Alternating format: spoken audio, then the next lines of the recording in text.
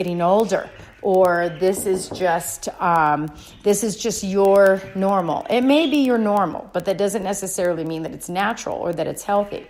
But what are you going to do about it? I mean, what is your plan? Do you have deficiencies? Are you sensitive to different foods or environmental toxins? Do you have parasites or funguses or bacteria issues or viruses? Where do you even start? Most of my clients that I get start in one of two areas. They go straight to the doctor. They go straight to the doctor and they say, okay, what is the problem? Let's start first with hormones. This is a real easy one. Is most women my age in their 40s, they go to the doctor. And let me give you like a little insight here. Most of the people that go to the doctor, you're really wanting an answer. Of course, that's why you're going. You have a question, you're wondering. You're going to a professional. And most of the time, you are willing to get a prescription fix. You just want them to fix you. Here's your pill. No more night sweats. Here's your pill. No more heartburn. Here's your pill. No more anxiety. Here's your pill. No problem falling asleep. I'm going to give you a sleep aid. Here's your pill for your headaches. I'm loading up my fire as we speak here. My wood-burning stove. This is a real life deal, you guys. Real life deal. I'm not fancy. I'm passionate. I'm a health evangelist, and I'm not fancy. So you go to the doctors, and that's basically what's in their toolbox. I mentioned my toolbox is the foundations of health. That's my toolbox. I look at those categories for not only my own life and the life of my family and my loved ones, my friends, but for my clients. I don't treat disease, right? I support our body's natural, built-in, or innate processes, our immune system, our blood sugars, our fatty acid balance, our hydration, our nutrients are so important. Yes, food tastes good. I'm a total foodie. I love to eat. And no matter how awesome my eating is, and I can go all day without eating if I had to, without any sort of energy consequence or mental clarity consequence, I could do it. I definitely have days that I fast. I just love the taste of food, and I love the smell of food, and I love how people come together. But I tell you what, the bottom line is our cells. Our teeny tiny cells back from science when we were in, elementary school. Our cells need to be fed, and they need to be given energy and nutrients. And there's a bunch of chemical processes, just billions of chemical processes that happen in our body every second of every day. And our cells need to accomplish that. Our cells make up our tissues. And those tissues collectively make up specific organs. The organs come together in groups that we call systems. And all the systems work together so that the organism, or us, the human, or the dog, or you can hear the parakeets, can work. So I had to put the parakeets a little further away from me. They were a Christmas present to my son. And I think I'm going to have to put them back in the room when I do the podcasting. So where were we? Oh, we were talking about being an organism, right? So how are we going to? This organism now is getting signs. Something along the symbiotic, synergistic team of all of our organs and our systems working together. Something is wrong. What are you going to do about it? Well, you can go to the doctor, and you can look at the parts. And that's how traditional medicine views us humans, us organisms, is that we are a sum of all of our parts. And so if you have a problem with one of your parts, say sleeping, then they're just going to address that part. And if they fix that part, then the rest of you should work, right? Well, unfortunately, it doesn't work. Most of the clients that come to see me are taking a minimum of 5 prescription medications. And they're also medicating on their own, but they don't consider it to be medication. But the 1 or 2 afternoon coffees or the evening alcohol or whatever to bring them up and to bring them down. So, and there's also this on a side note that a lot of times once we go to the doctor and the doctor says, oh, well, no wonder you're not feeling good. You have high blood pressure. Your blood pressure is too high. So I want you to eat healthy and I want you to exercise, and I'm going to give you some high blood pressure medication and we're going to lower your blood pressure. So there you go. You're fixed. See you later. Until the next part is broken, come and see me and I'll give you a pill, right? In a nutshell. And so this person walking around is like, well, I have high blood pressure, but it's fixed because I take my pill. It's not fixed, my friends. It's not fixed. I think of a raging river. Think of blood pressure as a raging river. And so you're going, this river is raging too fast and the water is spilling over the banks. And my farm is next to it with my crops and my animals and my family. And I am afraid that this river is going to overtake my lifestyle and I'm going to lose it all. And so you are given a dam in the form of your blood pressure medication. And this dam is just made out of wood, and it's going to slow down that river, and we're going to let an appropriate amount of water come down so you can fish and have water to drink and water to nourish and grow your vegetables. But I tell you, if you don't fix what's up above or north of that dam, the pressure is going to get more and more intense, and those boards, that dam, are eventually going to buckle. So that's where the foundations come in. Your doctor is right. You do need to eat better and you do need to exercise.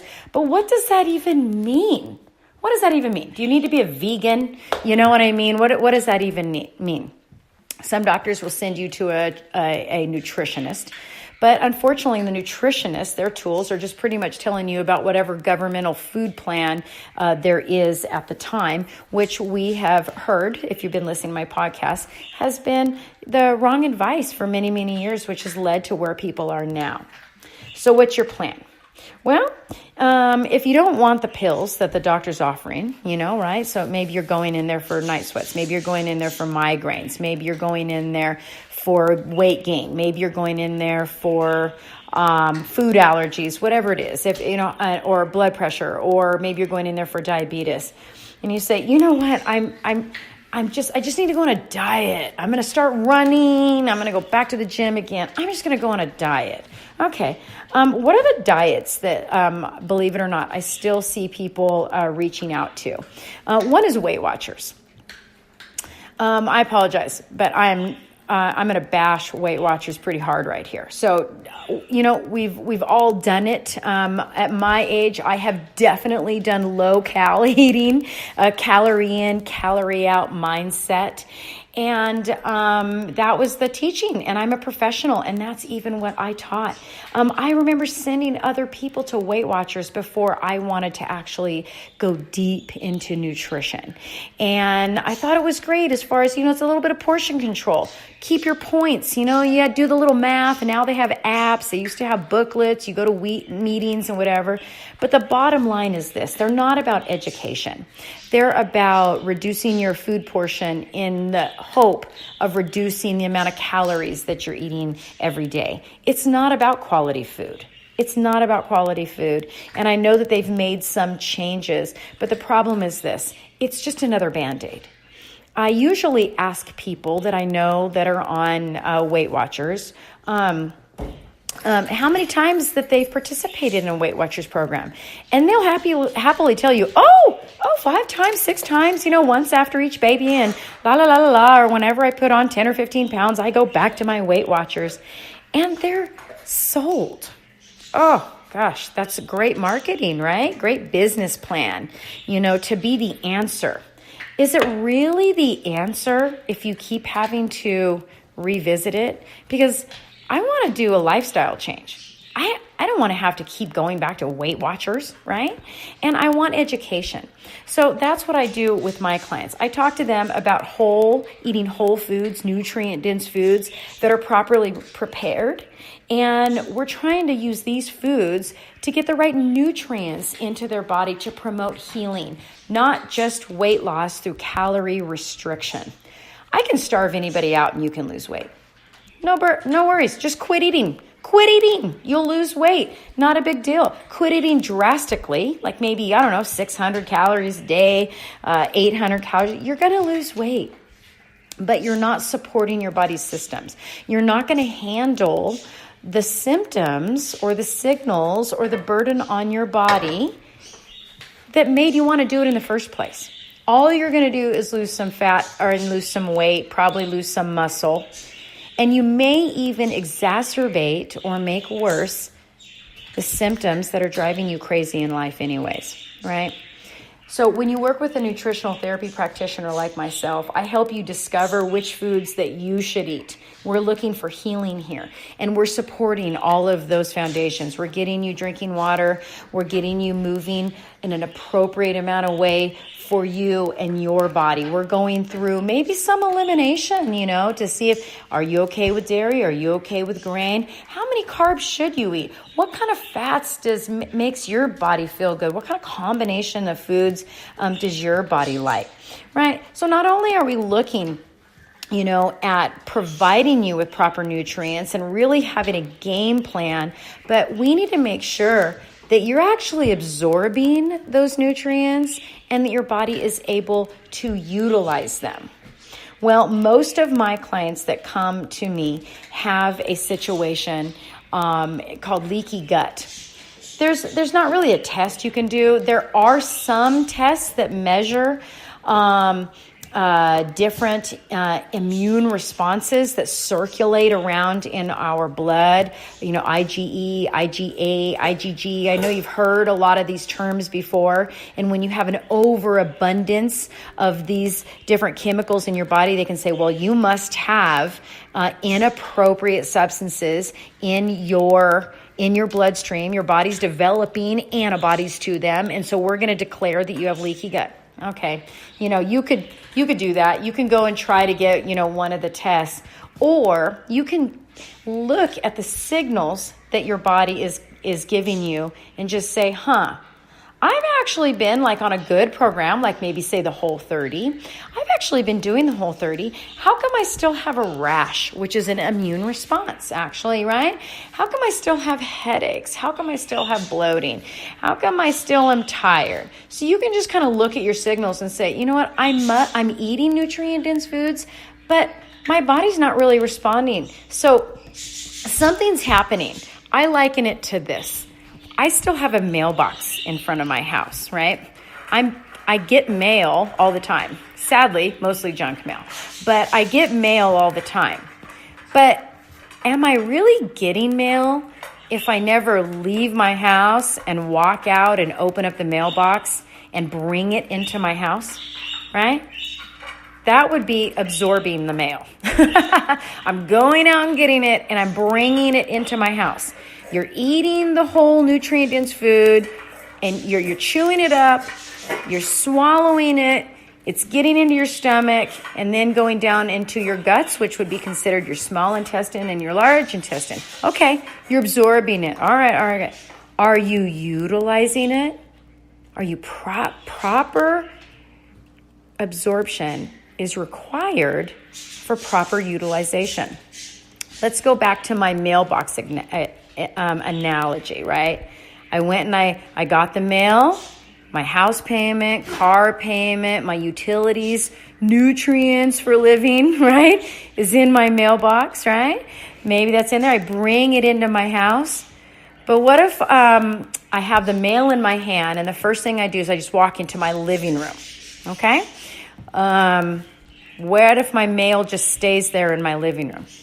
Is it going to do me any good? No, I got to take my mail to the proper place, right?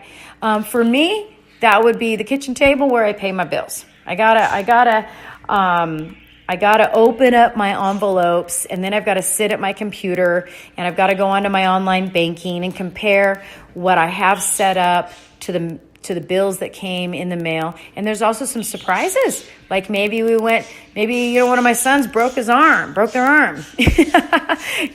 something, or maybe something needs to be renewed that's only an